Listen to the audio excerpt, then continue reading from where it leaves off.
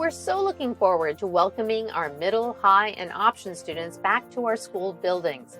But we understand not all families will be ready to make the move this year. We want to spend the next few minutes explaining exactly what our hybrid model will look like so that parents, guardians, and students can make informed decisions. And yes, we will be asking you to indicate a preference very soon. First, the district is committed to continuing comprehensive distance learning, or CDL, for the remainder of this school year. If you choose CDL, your students' online day will look just like it has since September. The only difference? Your students' teachers will be providing live instruction from school. If you choose to send your student back to school, it will be a hybrid model. Each student will be assigned to one of 2 attendance groups and spend 2 full days on campus per week. Families will not be able to choose their attendance groups, but will make every effort to have siblings in the same one when possible. When hybrid students are not at school, they'll be at home learning online. Given current state-mandated safety protocols, we can't have all students on campus at the same time. Both CDL and hybrid students will have the same live instruction. Wednesdays will look just like they do right now in CDL.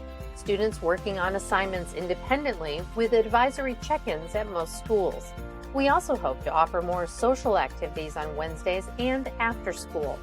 There's one significant difference between the middle school and high school plans. At the middle school level, students will be grouped in a single cohort, and teachers will move between classes. At the high school level, students will move between their classes. That's because right now, middle school students have 5 or 6 classes per day depending on the school. High schoolers have 4. This strategy allows us to reduce the number of personal contacts as required by state safety protocols.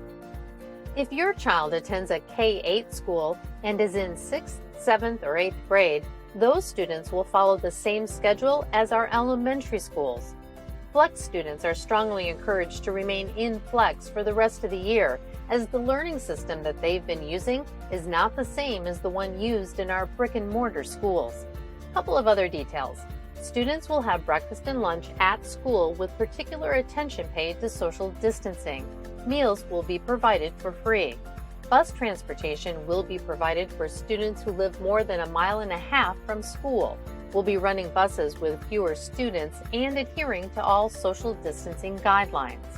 In accordance with state guidance, we'll have strict safety protocols in place at schools, including no close contact with more than 100 people in a single week, space bubbles of 35 square feet per student, vigorous cleaning routines, contact tracing, and mandatory face coverings. If your student is unwilling to wear a mask, you should select CDL. If your student has a medical condition or disability that prevents mask wearing, the district will accommodate your child. All these safety measures are mandated by the Oregon Department of Education and the Oregon Health Authority.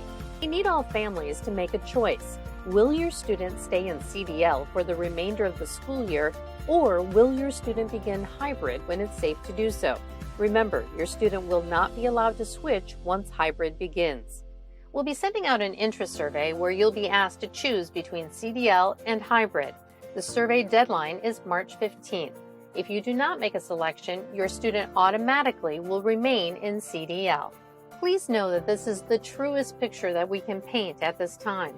However, some instructional adjustments are subject to negotiations with our employee unions and will need to be responsive to any changes put forth by the Oregon Department of Education. Thank you for your cooperation.